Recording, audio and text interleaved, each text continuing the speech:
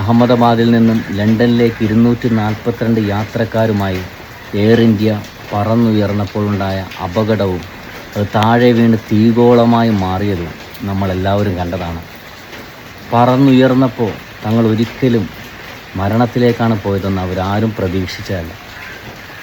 242 യാത്രക്കാരിൽ ഒരാൾ മാത്രമാണ് രക്ഷപ്പെട്ടത്. ദൈവത്തിൻ്റെ അത്ഭുതകരമായ കരമാണ് അദ്ദേഹത്തെ സഹായിച്ചത്. ഒപ്പം തന്നെ കേരളത്തിലെ മലയാളിയായ രഞ്ജിത എന്ന് പറയുന്ന ഒരു പെൺകുട്ടിയും മരണപ്പെട്ടു.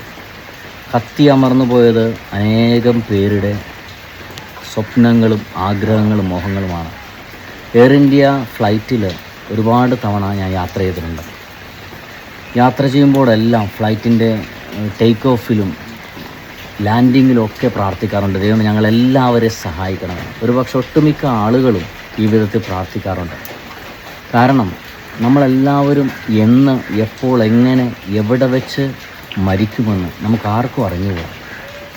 അതുകൊണ്ട് തന്നെ പ്രിയപ്പെട്ടവരെ, നമ്മളെല്ലാവരും ഈ കാലഘട്ടത്തിൽ സ്നേഹത്തോടെ ജീവിക്കണം. നമ്മൾ ഒരിക്കലും നമുക്ക് അഹങ്കരിക്കാൻ നമുക്കൊന്നുമില്ല. നമ്മുടെ കയ്യിൽ അഹങ്കരിക്കാൻ ഒന്നുമില്ല, അല്ലേ? നമ്മുടെ സമ്പത്തോ നമ്മുടെ കഴിവോ നേടിയ ഡിഗ്രികളോ വാരിക്കൂട്ടിയ സർട്ടിഫിക്കറ്റോ എന്തിന് ബന്ധങ്ങൾക്ക് പോലും ഒന്നിനും കഴിയില്ല. അതുകൊണ്ട് പ്രിയപ്പെട്ടവരെ, ഇനിയുള്ള നാളുകളിൽ നമുക്ക് സ്നേഹത്തോടെ ആരെയും വേദനിപ്പിക്കാതെ ഉപദ്രവിക്കാതെ എല്ലാവർക്കും നന്മ ചെയ്തുകൊണ്ട് സഹായിച്ചുകൊണ്ട് നമുക്ക് ജീവിക്കാം. പറന്നുയർന്നത് മരണത്തിലേക്കാണെന്ന് അവരാരും വിചാരിച്ചതല്ല. ലോകം കണ്ടതിൽ വലിയ ഒരു ദുരന്തമായി ഈ ദിവസങ്ങളിൽ സംഭവിച്ച എയർ ഇന്ത്യ വിമാന അപകടം മാറിയിരിക്കുകയാണ്.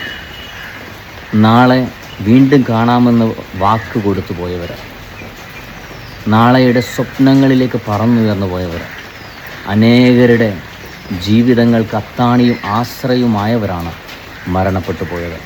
വളരെ വേദനയോടെ ദുഃഖത്തോടെ മരണപ്പെട്ടു പോയ എല്ലാവർക്കും ഈ സമയങ്ങളിൽ ആദരാഞ്ജലികൾ അർപ്പിക്കുകയാണ്.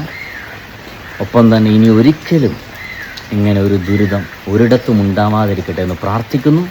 നല്ലത് മാത്രം എല്ലാവർക്കും വരട്ടെ.